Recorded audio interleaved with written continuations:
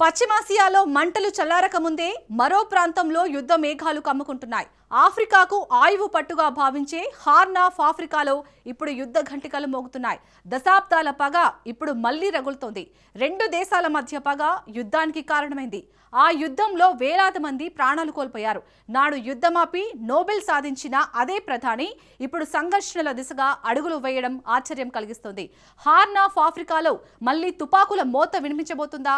ఒకప్పుడు మిత్రులుగా ఉన్న రెండు దేశాలు కత్తులు నూరడం వెనుక కథేంటి? హార్న్ ఆఫ్ ఆఫ్రికా యుద్ధంతో మహా విధ్వంసం తప్పదా? Let's watch.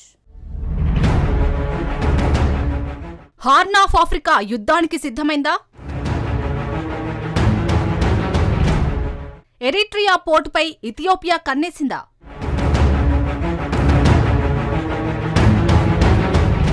యుద్ధం వస్తే ఆఫ్రికాలో మహా విధ్వంసం తప్పదా? పశ్చిమాసియాలో ఎప్పుడు ఏం జరుగుతుందో తెలియని పరిస్థితి నెలకొంది. ఇప్పుడు పశ్చిమాసియాను ఆనుకుని ఉన్న హార్న్ ఆఫ్ ఆఫ్రికాలోనూ యుద్ధ మేఘాలు కమ్ముకుంటున్నాయి. హార్న్ ఆఫ్ ఆఫ్రికా అంటే ఆఫ్రికా ఖండానికి ఈశాన్యంలో ఉన్న దేశాలు. కొమ్ము ఆకారంలో ఈశాన్య ఆఫ్రికా ఉంటుంది. అందుకే దీన్ని హార్న్ ఆఫ్ ఆఫ్రికా అంటారు. ఈ ప్రాంతంలో ఇరుగు పొరుగు దేశాలైన ఇథియోపియా, ఎరిట్రియా మధ్య ఉద్రిక్తతలు తీవ్ర రూపం దాలుస్తున్నాయి. ఈ రెండు దేశాల మధ్య దశాబ్దాలుగా ఘర్షణలు జరుగుతూనే ఉన్నాయి. ప్రస్తుతం సరిహద్దుల్లో సైన్యాన్ని మోహరించడం, సాయుధ గ్రూపులకు మద్దతివ్వడం వంటి అంశాలు ఇరు దేశాల మధ్య అగ్నికి ఆజ్యం పోస్తున్నాయి. గతంలో రెండు దేశాల మధ్య జరిగిన యుద్ధంలో వేలాది మంది ప్రాణాలు కోల్పోయారు. ఎరిట్రియా, ఇథియోపియా మధ్య జరిగిన యుద్ధంతో అప్పట్లో హార్న్ ఆఫ్ ఆఫ్రికా తీవ్ర అస్థిరతకు గురైంది. ఇప్పుడు మళ్లీ అదే స్థాయి ఘర్షణ వాతావరణ పరిస్థితులు రేగుతున్నాయి. హార్న్ ఆఫ్ ఆఫ్రికాలో మరో యుద్ధం తప్పదా అన్న ఆందోళనలు పెరుగుతున్నాయి. ప్రస్తుతం ఇరు దేశాలు పరస్పర ఆరోపణలకు దిగాయి. ముందుగా ఇరు దేశాల ఆరోపణలు చూద్దాం. ఎరిట్రియా సైనిక దురాక్రమణలకు పాల్పడుతుందని ఇథియోపియా తాజాగా ఆరోపించింది. ఎరిట్రియా దళాలు తమ భూభాగం టిగ్రేలో ప్రవేశించినట్లు విమర్శించింది. సాయుధ గ్రూపులకు ఎరిట్రియా అండగా నిలుస్తుందని ఆరోపించింది. వెంటనే సైన్యాన్ని ఉపసంహరించుకోవాలని ఇథియోపియా వార్నింగ్ ఇచ్చింది.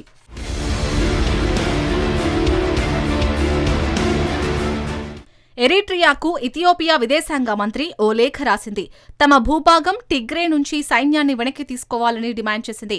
అయితే కొన్ని రోజులుగా జరుగుతున్న పరిణామాలను చూస్తుంటే ఎరిట్రియా ప్రభుత్వం ఉద్రిక్తతలను మరింతగా పెంచే దిశగా అడుగులు వేస్తున్నట్లు కనిపిస్తోంది. ఇథియోపియా డిమాండ్పై ఎరిట్రియా స్పందన ఏంటి? ఇథియోపియా ఆరోపణలను, డిమాండ్లను ఎరిట్రియా ఖండించింది. ఇథియోపియా కావాలని దుష్ప్రచారం చేస్తుందని ఎరిట్రియా మండిపడింది. టిగ్రేలోకి తమ సైన్యం వెళ్లలేదని తేల్చి చెప్పింది. అవసరమైన విద్వేషాలను పెంచి పరిణామాలను మరింత జటిలం చేయాలనే ఉద్దేశం తమకు, ప్రభుత్వానికి లేదని ఎరిట్రియా తెలిపింది. ఇరుగు పొరుగు దేశాలు పరస్పర విరుద్ధమైన వాదనలను వినిపిస్తున్నాయి. ఒక దేశంపై మరొక దేశం నమ్మకం కోల్పోయాయి. ఇరు దేశాల మధ్య ఇప్పుడు ఉద్రిక్తతలు పెరుగుతున్నాయి. అయితే ఈ ఉద్రిక్తతలు రాత్రికి రాత్రి పుట్టుకొచ్చినవి ఏమాత్రం కావు. గత కొన్ని నెలలుగా ఇరు దేశాల మధ్య ఆరోపణలు, విమర్శలు ముదురుతున్నాయి. ఈ నెల ప్రారంభంలో ఇథియోపియా ప్రధాని అబీ అహ్మద్ పార్లమెంట్లో ప్రసంగించాడు. ఎరిట్రియాతో ఉన్న సమస్యలు ఇప్పటివి కావని అహ్మద్ చెప్పాడు. తాము సముద్ర మార్గం కోసం చేస్తున్న డిమాండ్ వల్లే వివాదం తలెత్తిందని కొందరు భావిస్తున్నారని ప్రధాని అహ్మద్ చెప్పుకొచ్చాడు. కానీ అసలు విషయం అది కాదన్నాడు. ఎరిట్రియా ఏర్పడినప్పటి నుంచే సమస్యలు ఉన్నాయని అబీ చెప్పాడు.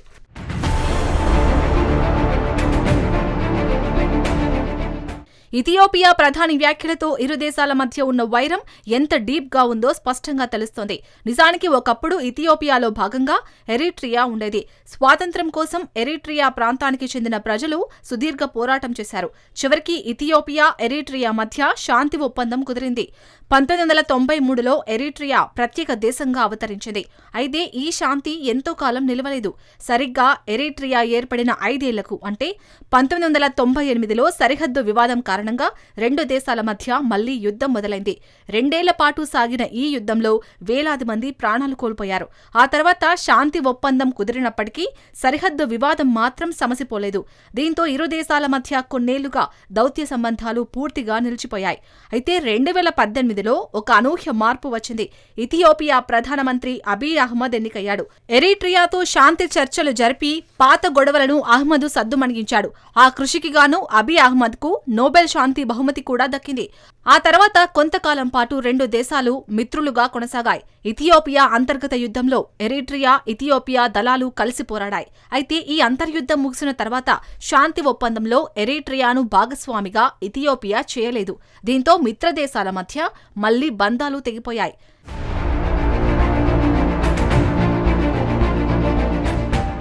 నాటి నుంచి ఇరు దేశాల మధ్య సంబంధాలు రోజురోజుకు దిగజారుతూ వస్తున్నాయి.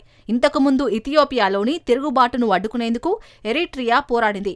అయితే ఇప్పుడు ఇథియోపియాలో అంతర్యుద్ధానికి ఎరిట్రియా మద్దతు ఇస్తున్నట్టు అబీ అహ్మద్ సర్కార్ విమర్శిస్తోంది.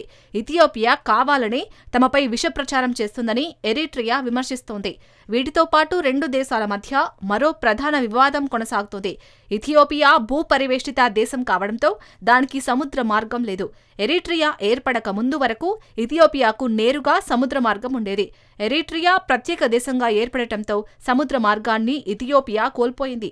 తమ దేశానికి ఓడరేవు కావాలని ఇథియోపియా ప్రధాని అబీ అహ్మద్ వాదిస్తున్నాడు. ఇది కేవలం ఓ అవసరం కాదని, అది తమ దేశ మనుగడకు సంబంధించిన సమస్యగా అహ్మద్ చెబుతున్నాడు. తమకు సముద్ర మార్గానికి ఓడరేవును ఎరిట్రియా ఇవ్వాలని అహ్మద్ కోరుతున్నాడు. అయితే ఓడరేవును ఇచ్చేదే లేదని ఎరిట్రియా తెగేసి చెబుతోంది. ఇథియోపియాకు ఓడరేవును ఇవ్వడమంటే తమ దేశానికి ముప్పును తెచ్చుకోవడమేనని ఎరిట్రియా ఆందోళన వ్యక్తం చేస్తోంది. ఓడరేవు కోసం తమపై ఇథియోపియా యుద్ధానికి దిగుతుందేమోనని ఎరిట్రియా భయపడుతోంది. ఈ పరిణామాలన్నీ చూస్తే రెండు దేశాల మధ్య సమీకరణాలు ఎంత క్లిష్టంగా ఉన్నాయో స్పష్టంగా తెలుస్తోంది.